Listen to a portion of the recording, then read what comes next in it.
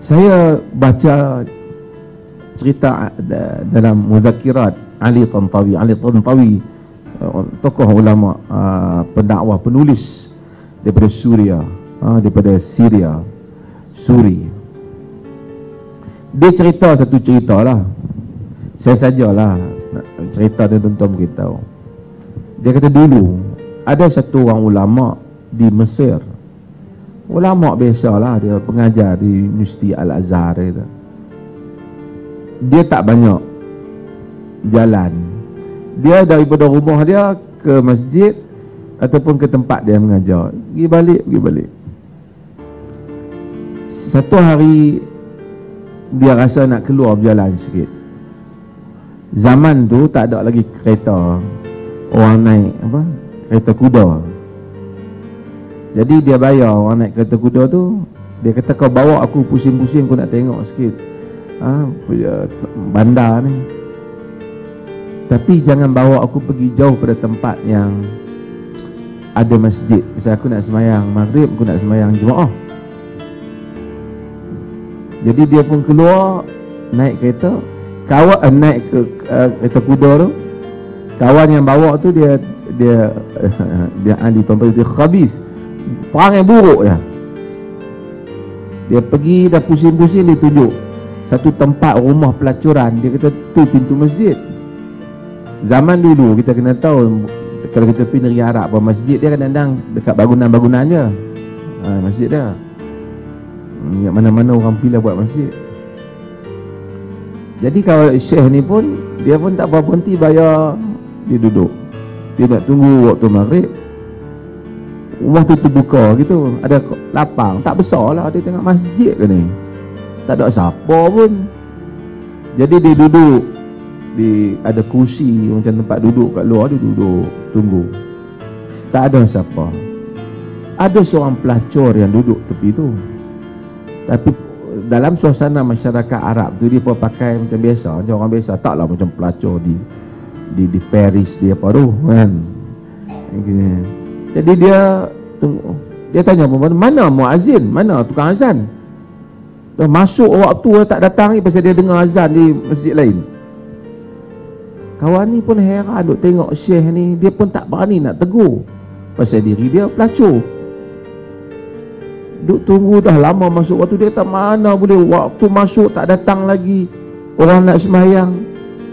Dia kata kat perempuan ni macam ni tak apalah, kita sembahyang lah, aku jadi imam, kau ikut. Dia kata kalau siapa tak datang, dah masuk waktu dah berapa lama. Masa tu tak ada jam lah, dia kira tengok. Dia pun pergi sembahyang dalam ruang tu, dia masuk sembahyang, dia solat, dia jaga solat Jumaat. Bila dia solat, kawan yang perempuan ni, dia kata suruh ikut. Perempuan ni tak ikut lah, dia tak solat.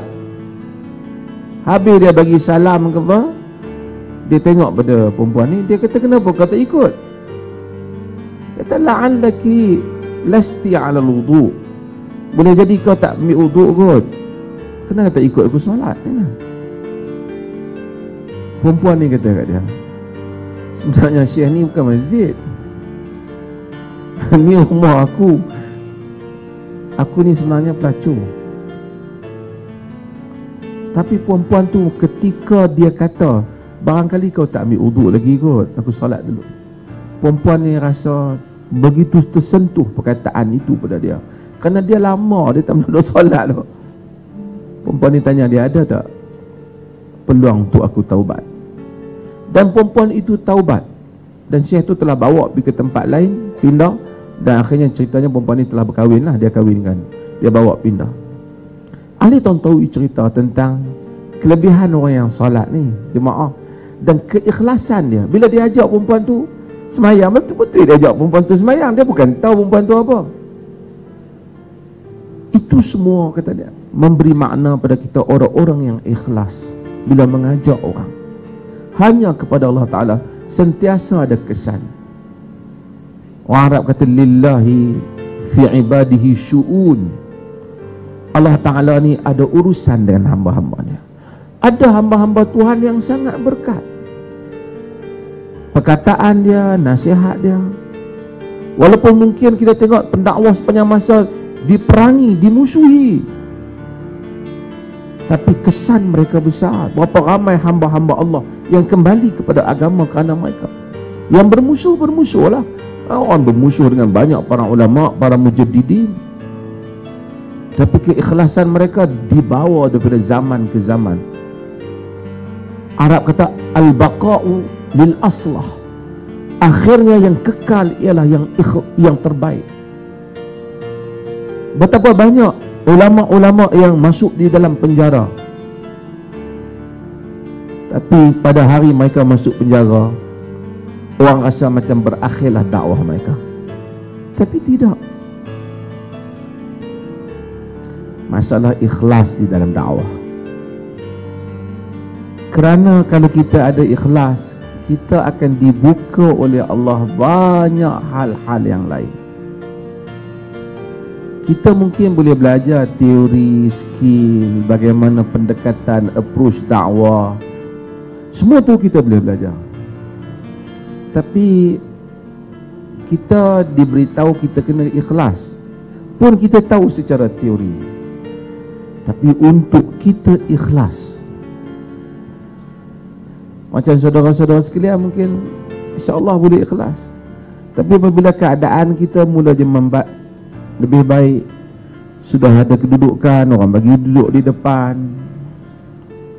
sudah terkenal, dan dakwah tu pula kadang-kadang dibayar, perasaan kita akan mula bertarung di antara keikhlasan kita berdakwah ataupun kita berdakwah kerana mempunyai kepentingan diri kita sendiri. Kita memang ada kepentingan utama dalam dakwah ni nak selamatkan kita di akhirat. Itu kepentingan diri kita. Orang tanya ada kepentingan? Tak ada. Sebab kita nak pahala untuk kita. Saya lihat nama-nama besar dalam dakwah daripada para ulama. Semua cerita-cerita mereka, pendekatan hikmah. Para ulama tulis bila tafsirkan surah Luqman, berbagai-bagai al-hikmah, kalimatun atau al-qaulul munasib fi makanin fi waqtil munasib, macam-macam tarikh.